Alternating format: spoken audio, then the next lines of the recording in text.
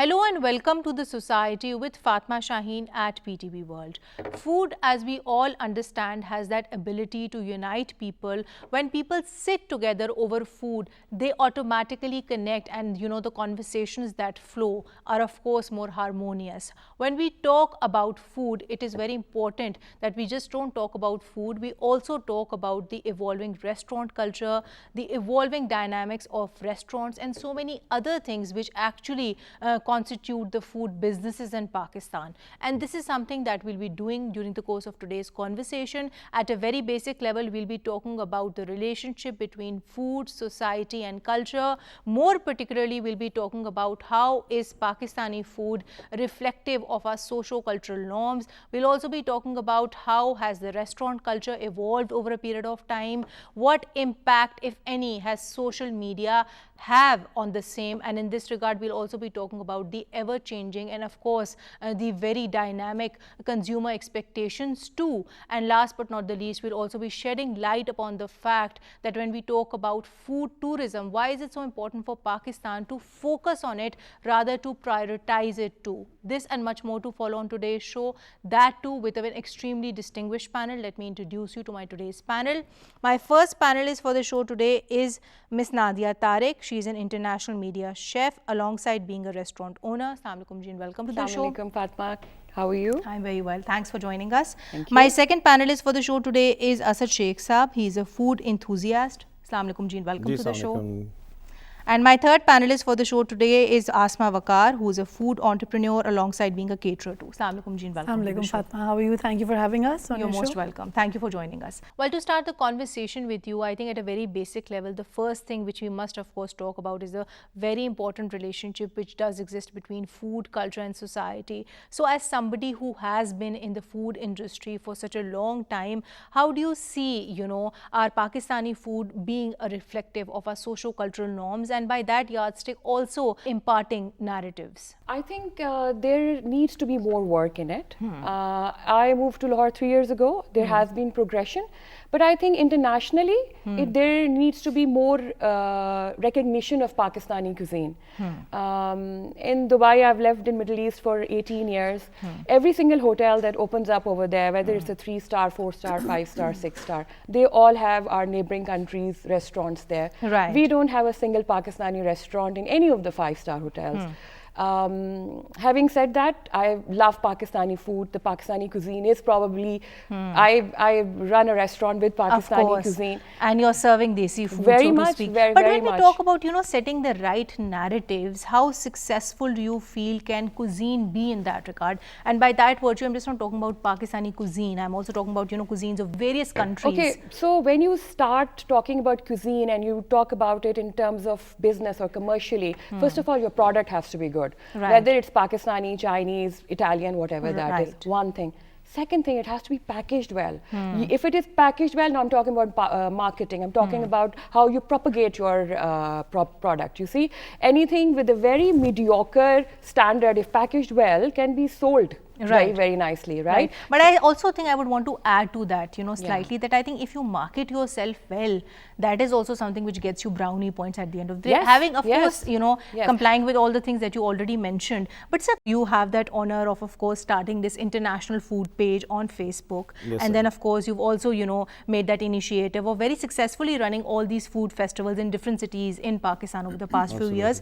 But generally, if you were to evaluate, what are the trends you feel which are there, which have actually, held themselves very strong in the face of change, and which are those trends which have actually lost ground? Food business is an evolving business, and I think there's a lot needs to be done to keep up with the market and the trends that's going around. And it's not the taste anymore. Sadly, it's not the taste anymore. It's more to do is the food is Instagrammable or not. Right. And that's where we're losing the point, ground.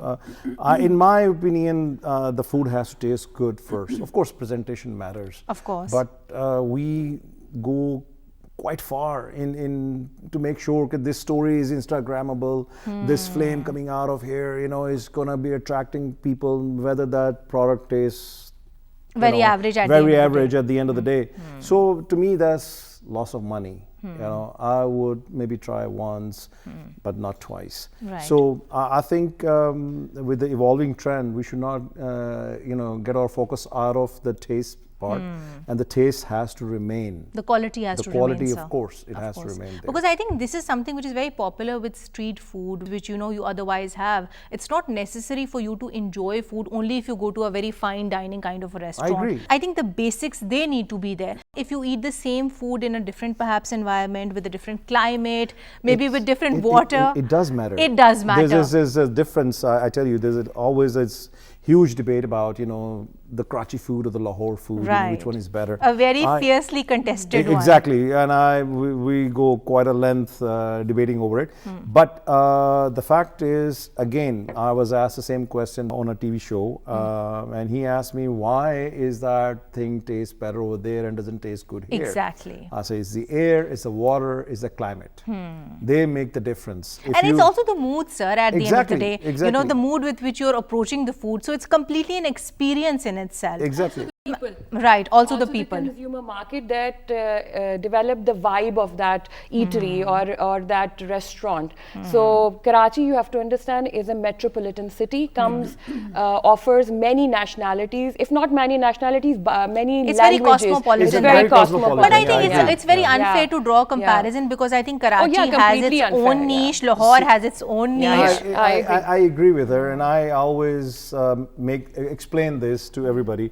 It's like we Punjabis in Punjab, we are exposed to only Punjabis. Okay, it's a fact. And kadai tikka kebabs, that's it. It ends there.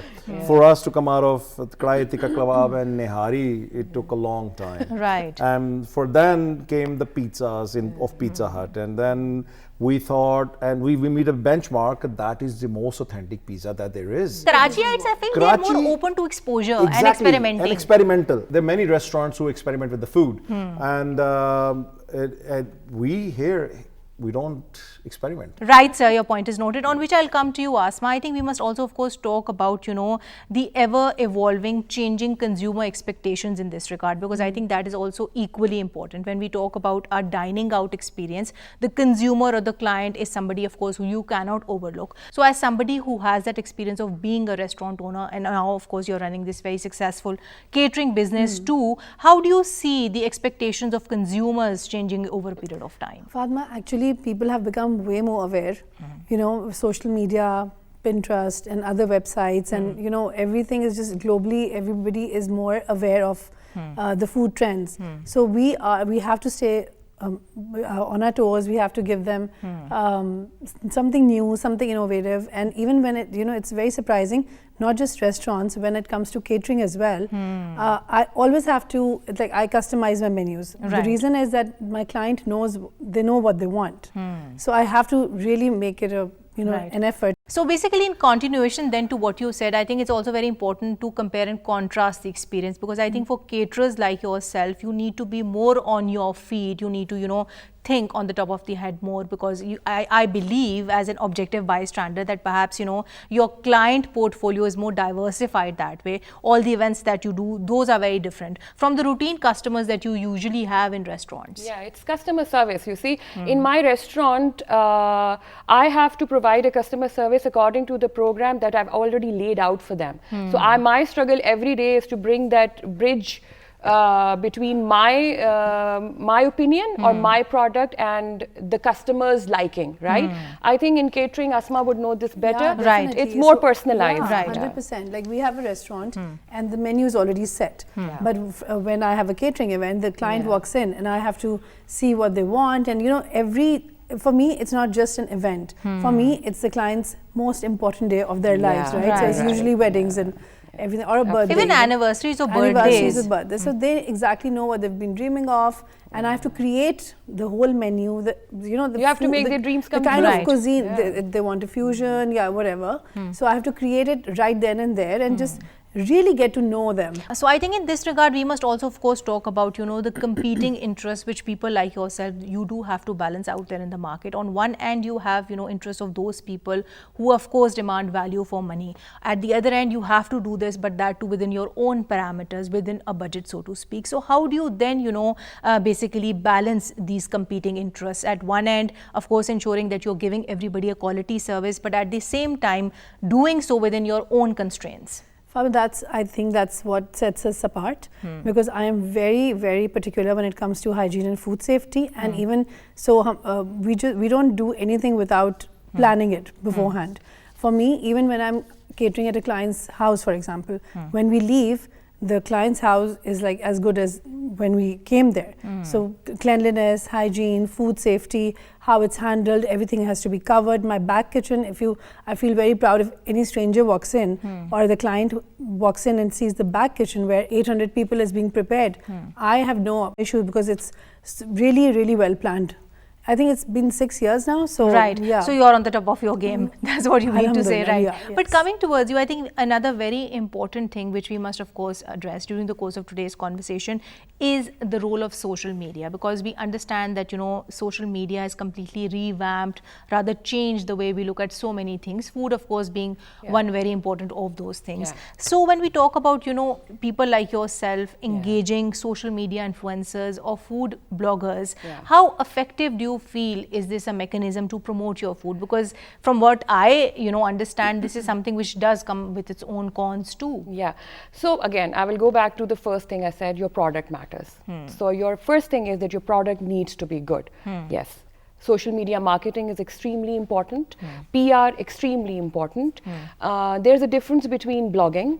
There's a difference between blogging, marketing, PR, social media, and food critics. Right. So normally, all of this is being confused together as one group. It's not. Until and unless you're running a big whole marketing agency and you've employed or engaged all these people together, one person can't be doing all of that. Of course. So that clarity needs to be there. Right. Social media plays an important role because of the modern technology, right? Everybody is, you give a phone to a little child and he will be able to watch YouTube and watch movies. So yes, it is a platform which is doing great, which should be used. Yes, it does get misused. Right. I, as a restaurateur, when I'm making my recipe and we're taking pictures, I'm very particular that I put something up which is I'm going to serve. So I don't want to put any filters. You don't want it to be misleading or misrepresentative yes. of your The services. paratha roll looks a certain way. This is how we do it, and this is how we're going to serve it. So I don't want any color on it. Right. I don't want any filters on it. Okay, the picture may not be as beautiful or curated as maybe other pages have, but my page has very raw pictures. Right. I've had people come and tell me, Nadia, have someone do it, and I'm very, very fixated on this. That no, I'm not going to do it because this is how we serve our Kali Mirch mutton, and this is how it's going to be shown on the page. But I think then this is a responsibility which also, must equally fall on, food businesses, food corporations, largely speaking, because, if you look at Western jurisdictions, I remember there was this very important campaign which was run, I think, in the time of the former president of the US, Obama, in which they actually emphasized that, food corporations, food businesses, they have this responsibility to actually advertise the ingredients which are actually being put in the products, even colas or sodas for that matter. So your narrative is very important here. The thing is that you're running this Facebook page in which you're connecting people from all over the world, restaurant owners, consumers, and everybody else, so to speak, in the food industry. So when we talk about facilitating all these conversations and of course giving people that access to information which they might be needing, which is that restaurant which they must go to, what are the reviews of a particular place, there's this potential of misusing information too. So as somebody who runs this Facebook page, how then do you strike a balance? Because at one end I understand that you have to educate people about what is trending, what is not trending, but at the same time you also have to ensure that somebody's, rather restaurant's reputation, that is also not put at stake. That's what you call moderation, and it's not an easy job. I mean, to manage 150,000 people in a day, and there are like thousands of posts coming in, but we filter it out. I mean, we see each content that's coming in. If it is defamatory, we take it out.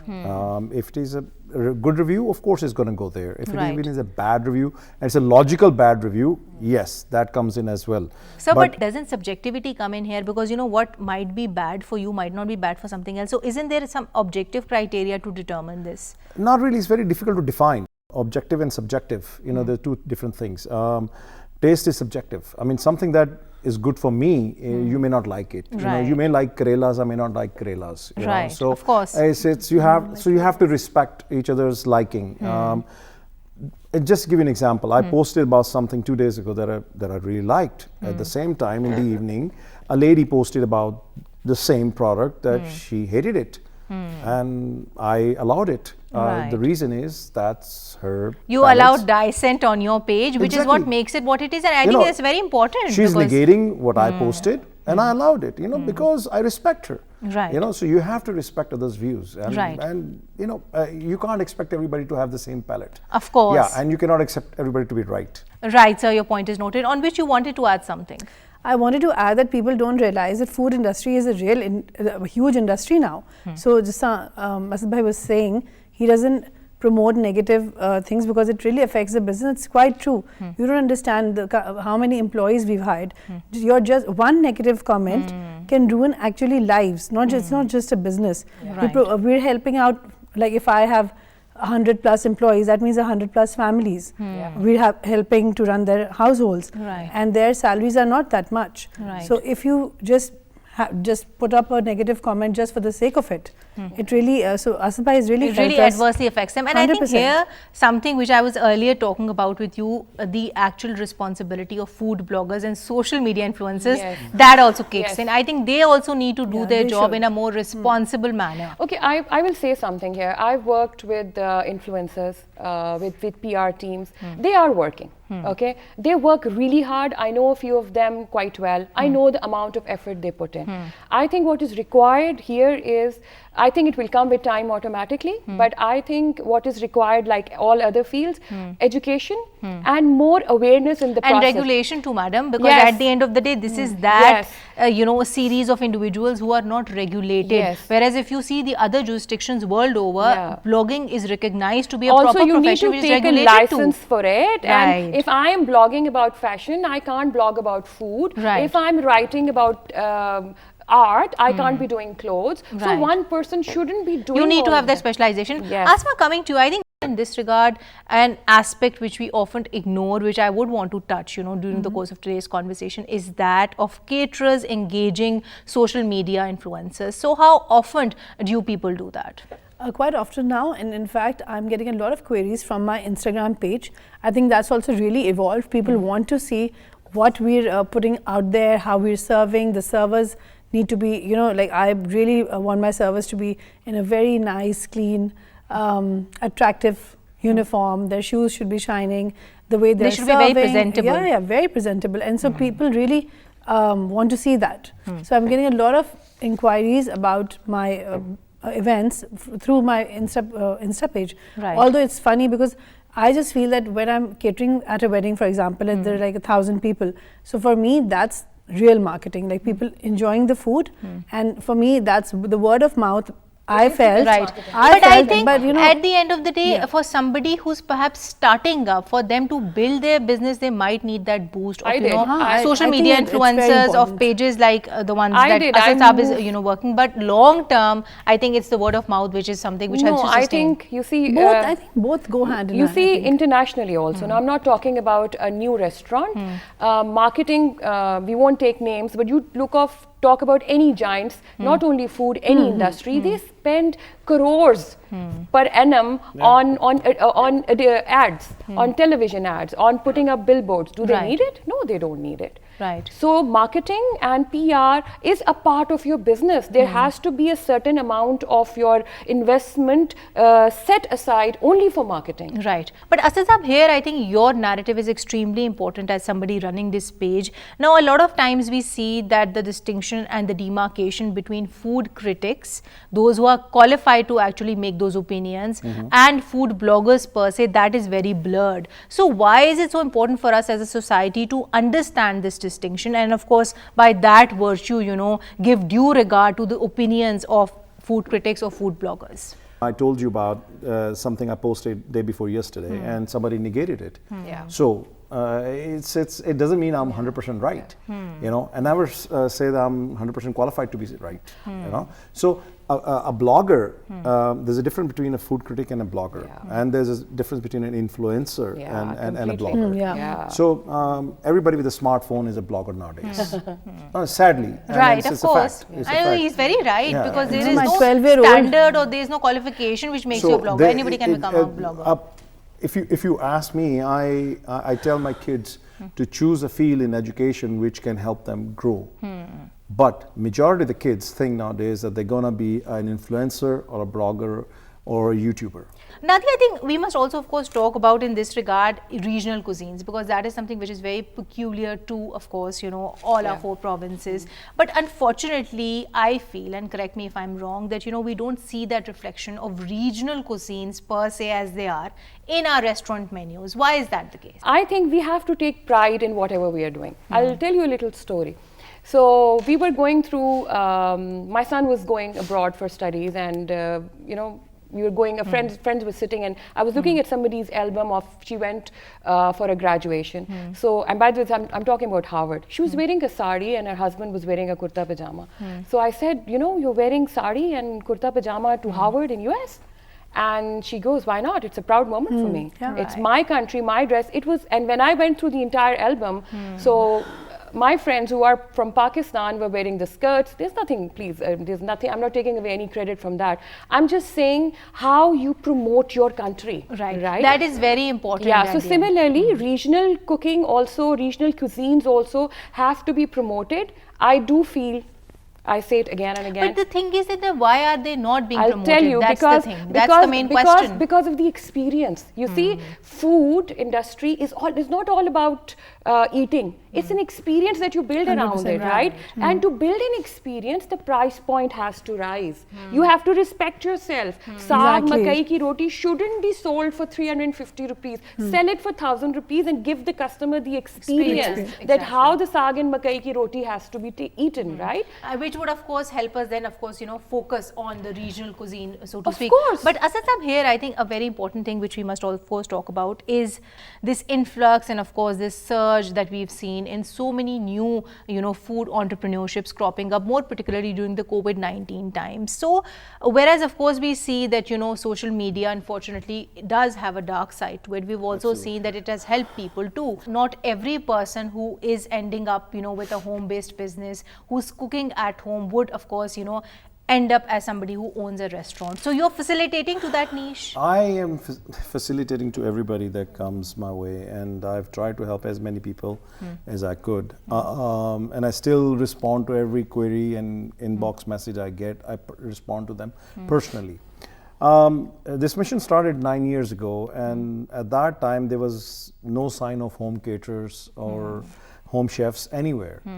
I remember talking to a few who were like, I cook this good, so you gotta try this, you have to please try this. I remember getting something as a token of thank you from somebody, and I was like, okay, fine, and I tried it out. And I'm like, listen, why aren't you selling it? Right. You must sell it. That's exactly what he said to me. You know, Right. and I said, like, why you need to go commercial? I mean, you need to go big. You can. Of course. And that is encouragement. I think every home chef wanted, mostly women. And now, alhamdulillah, many of them are running their household budget through their business. Right. I think they are saving so many overhead costs this way, because this page of yours, that would be a blessing for them, because, you know, they get that perfect opportunity to connect with the rest of the world, sitting at home and, of course, doing their business. We never charge a single penny from anybody.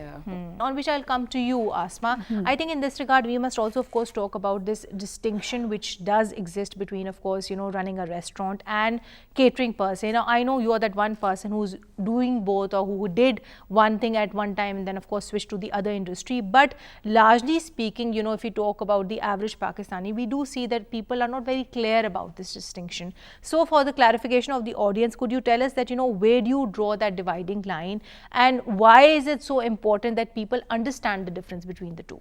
Fatma, I can just explain with my experience only, because for me right now, because I own a restaurant as well as a catering company, which is like a sister company to the restaurant, there is a huge difference, because like we discussed before, when you enter a restaurant, there's a set menu, you know what you're expecting, your mind is already set of what experience you're going to get. And when it comes to catering, I enjoy it more because I get to create that atmosphere for the client. So that's a major difference. And otherwise, I have lots and lots of stories how difficult and how much fun it can be. I think brand loyalty is something that we must touch upon. Brand loyalty, when we talk about, is a very pressing concern even for people like yourself, because now the competition that has become very intense with people having so many options to resort to. So in such a competitive time, how particularly do you aim to maintain your niche, because you have to have that particular USP to be able to sell to the consumer? No, I think brand loyalty does exist. Again, if you're giving them what they want, if you're giving them a product which is delicious and it's what they want, I think people do remain loyal to you. And when it comes to catering, we are giving them so many different things. I can't begin to tell you, like when we're talking about different kind of cuisines.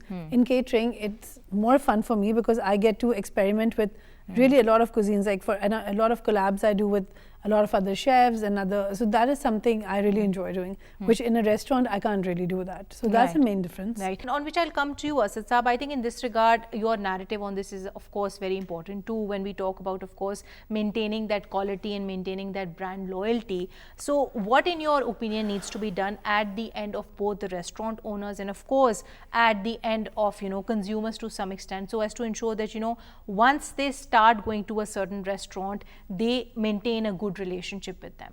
Well, service. The most important thing is service. If you're going to be treated the same way you get treated at home, then you won't go out to eat at all. So you go out, the service you get is part of, I think eating out in his experience, and out of which 50% is food, 25% is service. And the and consistency 25% you is the give. ambience. On That's which so Asma, I'll sad. come to you. I think in this regard, we must also, of course, talk about, your work, catering, so to speak, and of course, how that kind of, emancipates in the food industry, so to speak. And now I think that people like yourself, and of course, people like you too, you also have a very important responsibility when it comes to paying back to the society, when it comes to, of course, engaging yourself or doing your bit of corporate social responsibility. So what is that effective mechanism in which this possibly can be done, and how do you ensure at your own end that when you are engaging yourself in such activities, they are actually effective at the end of the day? Fatma, honestly, it's a very strong opinion that I have. So I don't know if everybody agrees, but this is my opinion. We as a society are just very getting used to just giving out things. Okay, so for me, giving business, giving work to these daily wages, like I see the event planners, because I am in the catering business, so I see how hard these event planners are working, right? And there are hundreds of men and women working to make that whole event a success. Same with us. When we are catering, there are, I think, around 150 or 200, sometimes even more people that I've hired for that day to, as a daily wager. So I think giving back to the society means giving jobs. Right. For Basically, me, that treating is- your employees well at the end of the day. really, really well. So like if I have the best team, mashallah, and the reason is because that I treat them. And the other day they were telling a client of mine that she's not our boss. So and I felt really good about that. So give them respect, give them work. Treat them and well, because treat at them the end of well. the day, they are getting you business. And I think that is what we should be doing, creating jobs. Of course. When you think about giving back to the society. Creating jobs, and also, madam, by that virtue, helping them sustain the same. Because we Exactly. did see a dent, a very big dent in You the have no restaurant idea. industry during the It was- COVID-19 it was, times. we were Right. really hit badly, but I think the people who were working for us in restaurant industries, they were really, the jobs, everybody had to fire so many people. We tried to retain a lot of our employees just so that they can just run their household. So I think giving back to society means opening more businesses, more restaurants. Of course. being And then your very charity, positive as with they each very other. rightly so, it starts at home It's at the home, end of the day. 100%. Right, Asma, your point is noted, on which I'll come to you, Nadia. And of course, moving towards the end of the show, I think what is very important is that we also talk about, inclusivity, and of course, ensuring that there is inclusivity whenever we, talk about accessing restaurants, so to speak. Now, this is something which we see is very common in the West, for example. example, they do have ramps for the differently abled persons. And of course, racial discrimination or any kind of discrimination, even in terms of employees, that's a big no-no. So how do you see these practices being emancipated in our Pakistani society? Okay, so I think there are two different points. One is recruitment. So if I talk about recruitment, I'm all for any kind of inclusion. It's business. So anybody who comes on merit can be hired. If that person, he, she, or whatever inclusion we're talking about is skilled, is ready to put in the hard work and loyal, from my side, I'm ready to recruit that person. Right. Now, as far as making it accessible to the customer is concerned, I think it depends not only on the restaurants. In fact, why would any restaurant not want anyone to eat there? We are there to serve food. We are there to provide the food to everybody. More people eat food, better for us, right? But it has a lot to do with the authorities, with the rules and regulations. Of course. In that specific area, most of the restaurants are being made in a rented property. We don't own the building. So it takes a lot of approvals, lot of the laws and the policies they kick yes. in, and of course you need to get all your approvals so as to be able to build a ramp. But you know, at least we can, you know, these are the issues that we need to talk about when we talk about the society, which is why I raised this question. But sir, coming to you, I think a very important question which I must ask you. So you are running all these very amazing, you know, food festivals, not now but for quite some time, you know, all over Pakistan, and the most recent one that you had was in Lahore. But at the end of the day, you know, when we talk about such food festivals, when we talk about, you know, food tourism, so to speak, why is it so important for us today to invest in all these things, more particularly in, of course, you know, promoting Pakistani, you know, food cuisine? Because this is something that will, of course, not just benefit our economy nationally. This is also something which will equally benefit us internationally, because, you know, if you're promoting food tourism and you're giving tourists a good experience by virtue of your food, then they, of course, have good words to say about you when they go back to their countries. Well, we started doing our food festival at the time when Pakistan was in the news for all the wrong reasons. I mean, this was year 2017. That was a time when we did the first food festival. And I remember meeting somebody who told me that he had a family member coming to Pakistan. She came to Pakistan against the wills of her. She came from America. She was an American, I mean Pakistani American. Her father passed away, so she came to Pakistan against the will of her company. The company said, no, you're not going to go. But she still came. But the situation is bad in Pakistan. So she came. For 2 weeks, she was with the family and she mourned and everything. After 2 weeks, the food festival was happening, the very first. So the family insisted you go out, just get a breather. And she came to our event. I didn't know about it. Honestly, I didn't know. I mean, I came to know afterwards. She came all 3 days. She made a montage of all 3 days. She went back and she played it to her company members. Said, this is my Pakistan. Right. And that is the kind of image that we've been trying to build about Pakistan. And through these festivals. Exactly. Soul Festival, this food festival that we've been doing in Karachi, Lahore, Islamabad. And I met somebody 2 days ago at our festival and they complimented me, says it's better than anything I've seen in US. The security, the food collection, the selection, music, the music and everything, the concerts. And I think your ability to filter out people as well, because you know, you ensure that, you know, everybody is safe there. Exactly. I mean, I think where I feel my family is safe, I would make sure, you know, everybody is safe there too. So that is the reason we put all these efforts in the securities, in the sound systems, in the music, that every age genre gets to enjoy that. I mean, either it is old men like me, or a teenager like my son. Or young people, exactly, basically. or a teenager like my son. And I think that's a great effort towards community building, so to speak, sir. But, you know, moving a step ahead, when we talk about, you know, working on Pakistan's potential to improve its food tourism, what do you feel needs to be done in this regard? Do we need better policies in place? Do we need to ensure that, you know, tourists, the experiences that they have, they are advertised perhaps in a more effective manner? There are so many things at the end of the day which we need to work on. I think today, if we spend a little time and money on developing the tourist spots, a lot of people would like to come and invest in the country. We can do a lot better compared to the neighboring countries. Right. I mean, and I think it doesn't take a rocket scientist to see what we have in the northern areas compared to what Beautiful. other countries have around us, and it is a lot more accessible. Right, and much more accessible. beautiful Exactly. as well. I think the projection here is something that we need to work on, more particularly when it comes to, of course, investing and perhaps finding these right international bloggers. And I think in the past decade we have seen a lot of bloggers think coming to Pakistan. Facilities. Right. Facilitate the vendor. I mean, what will it take for me to leave Lahore and go up to Nathia Gali and build a restaurant there? Is it easy for me to do it? Facilitate the vendor, make it so make The it system needs to be more enabling. Make it Exactly. accessible for me, Exactly. so I can open a branch up there and sell whatever I'm doing over here and do it right and over also there. a lot of people want to invest in restaurants Yes. a lot, and they want to open restaurants in these areas. But again, like you said, they have to feel secure. They need to feel that we will be given a lot of facilities so that the roads Their are better. interests will be looked after. I The think- infrastructure I needs to think be we're improved. sitting on